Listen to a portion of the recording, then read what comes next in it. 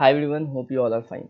काफ़ी लोगों का मैसेज आ रहा है कि ये इज़राइल से रिलेटेड अभी जो इज़राइल और ईरान में वॉर की सिचुएशन है, इसके बाद क्या होगा, हमारे मार्केट पे इसका कैसा इम्पैक्ट पड़ेगा। बहुत ज़्यादा मैसेज भी आ रहा है और लोग बहुत पैनिक हो गए हैं।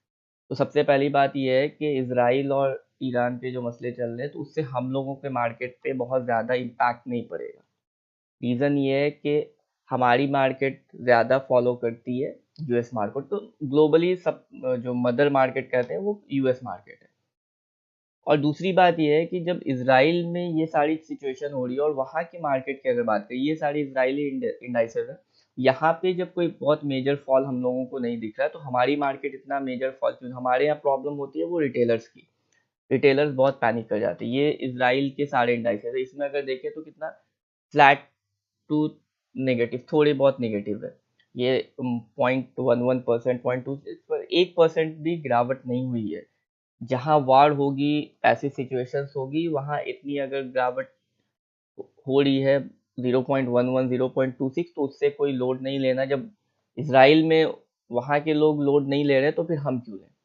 और दूसरी बात, अगर हम अपने इंडाइसेस की बात करें, तो हमारे इंडाइसेस अभी ऑल टाइम हाई मार रहे हैं, तो थोड़ी बहुत करेक्शन दिख सकती है। अगर निफ्टी की बात करें तो निफ्टी ने ऑल टाइम हाई मारा है, तो अब थोड़ा बहुत नीचे आएगी, थोड़ा बहुत कूल डाउन होगी। अब क्या है, निफ्टी का ये देखें, ये एक इंपॉर्टेंट सपोर्ट का जोन है। और निफ्टी का अभी तक स्ट्रक्चर क्या है, higher highs and higher lodge.